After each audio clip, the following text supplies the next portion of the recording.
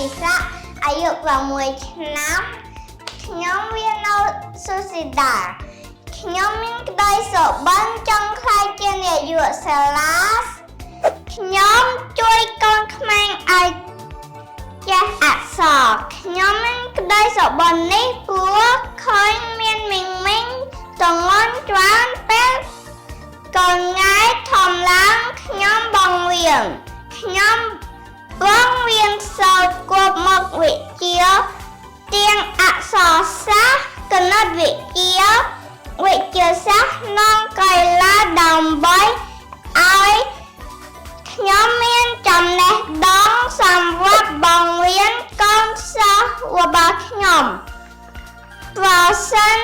បើខ្ញុំបានខ្លាយជានាយកសាលាខ្ញុំនឹងបានចូលរួមចំណែកជួយដល់សង្គមជាតិយើងដោយផ្ដល់ចំណេះដឹង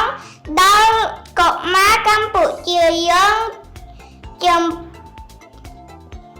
ជាពិសេសខ្ញុំអាចរកលុយបានច្រើនជំរាបលា